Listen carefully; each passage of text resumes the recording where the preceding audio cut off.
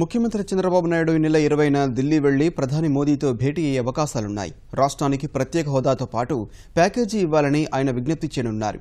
నవ్యాంధ్ర ఎదుర్కొంటున్న సమస్యలను, ప్రత్యేక హోదాపై ప్రజల మనోభావాలను ప్రధాని మోదీ దృష్టికి తీసుకురానున్నారు. నేడు కర్నూలు, కడప జిల్లాల్లో పర్యటించనున్న చంద్రబాబు వారమంతా విజయవాడలోనే మకాం వేయనున్నారు.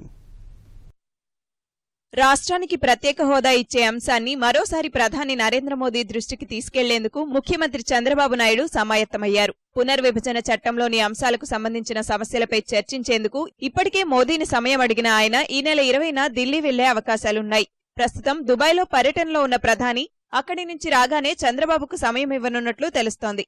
ప్రత్యేక హోదా అంశంపై విజయవాడలో కేంద్ర మంత్రులు సుజనా చౌదరి, రాష్ట్ర ప్రభుత్వ ఉన్నతాధికారులతో సమావేశమైన ముఖ్యమంత్రి ప్రధాని మోదీ దృష్టికి తేవాల్సిన అంశాలపై చర్చించినట్లు తెలుస్తోంది. ప్రత్యేక హోదా ఆంధ్రప్రదేశ్ హక్కు అని, దాన్ని సాధించుకుందామని ముఖ్యమంత్రి వారితో అన్నట్లు సమాచారం. అదే సమయంలో ప్రత్యేక ప్యాకేజీ, పారిశ్రామిక రాయితీలను వీలైనంత మేర సాధించుకుందామని పేర్కొన్నట్లు తెలిసింది. ప్రత్యేక హోదాపై ప్రజల్లో ఉన్న భావాలను ప్రధానికి వివరించి సానుకూల వైఖరితో విజ్ఞప్తి చేయాలని ఆయన భావిస్తున్నారు. ఢిల్లీ వెళ్లేలోగా జిల్లాలో పర్యటించాలని భావించిన ముఖ్యమంత్రి కర్నూలు, కడప జిల్లాలకు వెళ్తున్నారు. మొదట కర్నూలు జిల్లా జూపాడు బంగ్లా మండలం తంగడంచుకు చేరుకొని జైన్ ఇరిగేషన్ సంస్థ ఏర్పాటు చేస్తున్న మెగా ఫుడ్ పార్క్ నిర్మాణానికి శంకుస్థాపన చేస్తారు. గుజరాత్ అంబుజా సంస్థకు చెందిన మొక్కజొన్న ప్రాసెసింగ్ కేంద్రానికి పునాది రాయి వేస్తారు. తర్వాత రైతులు, మహిళలతో ముఖాముఖిలో పాల్గొంటారు. ఆ తర్వాత ఓర్వకల్లు దగ్గర 20,000 ఎకరాల్లో ఏర్పాటు కానున్న పారిశ్రామిక హబ్ కు శిలాఫలకం వేస్తారు.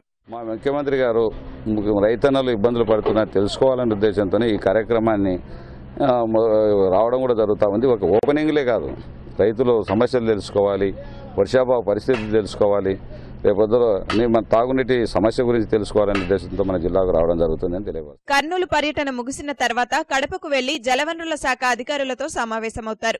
జిల్లాలోని నీటి ప్రాజెక్టులపై సమీక్షిస్తారు. అక్కడి నుంచి విజయవాడ చేరుకుంటారు.